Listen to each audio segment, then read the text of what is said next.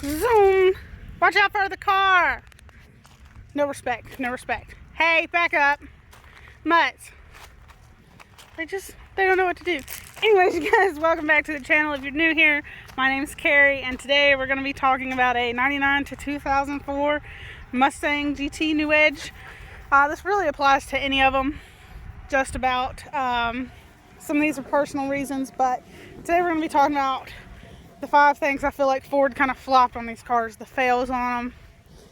And so from this angle, we're going to go ahead and talk about them and how you can fix them. So the first thing is how high up these dang cars sit. Mine's on an 1.5-inch lowering spring, and it's still pretty far up off the ground, especially compared to Devin's car or my Shelby stock ride height. They kind of sit high up. For whatever reason, Ford did that. That's definitely one of the first things I say you should change up on it, is do a lowering spring, bags, coilovers, whatever you think you need to do to, or want to do for that level. It definitely helps with the performance as well. The second thing I really don't like on these cars is this front bumper. The license plate mount in it, where it's dipped down, is just not attractive. Devin's car, the newer Mustang, doesn't have it. Sheila, move. The newer Mustangs don't have it. They just have an option where you can drill them in and add like a bracket.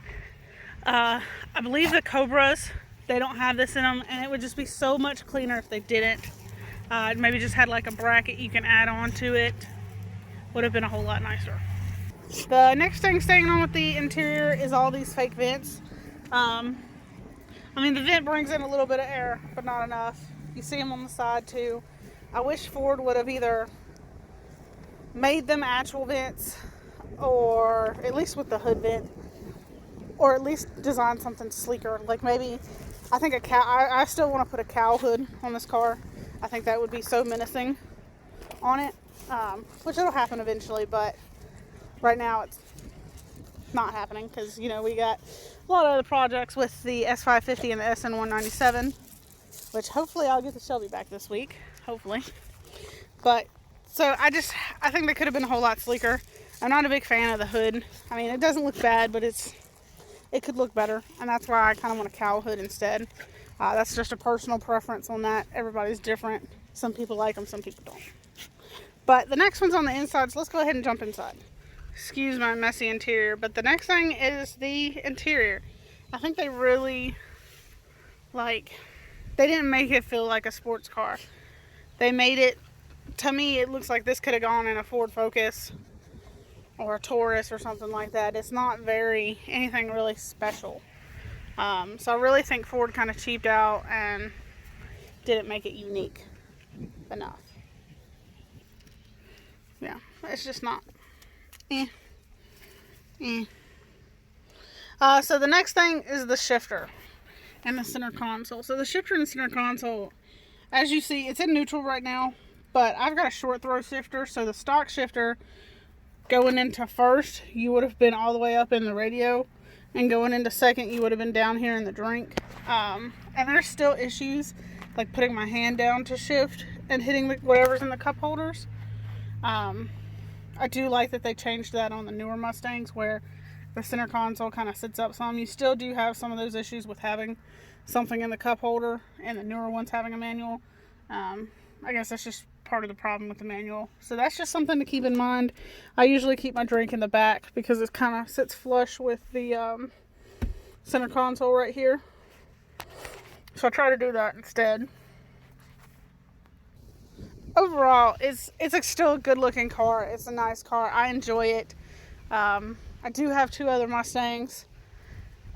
It's not quite up to par with those, but those Mustangs have 10 plus years on this one. So for its age, it's a good looking car. It's nice, it's sleek, and I'm happy with it overall. I wouldn't trade it.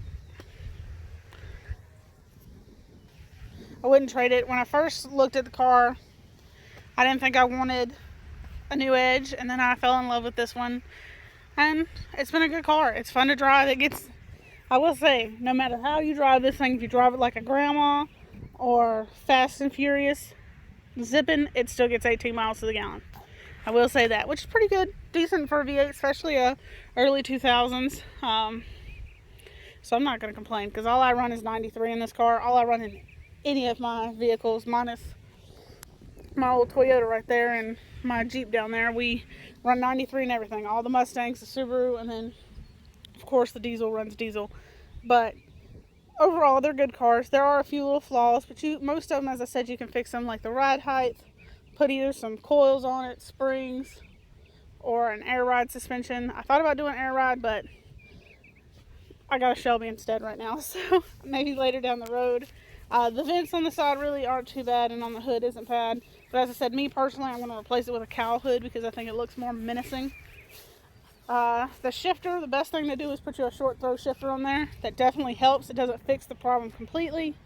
Front bumper, go find you a Cobra bumper. If it bothers you that much, which I'm going to eventually, my front bumper is actually failing. So I will probably end up replacing it with a Cobra front bumper and then a shaved rear Cobra bumper. I might actually even put the Cobra wing back on it, but for right now, I think it looks good.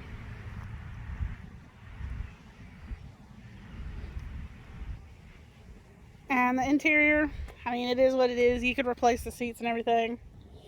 So, but anyways, you guys, I hope you have a wonderful day. Don't forget to like and subscribe if you haven't already. If you've got any questions, please feel free to drop them in the comments below. We're happy to help answer anything you might want to know. Y'all hustle harder, and we'll see you next time.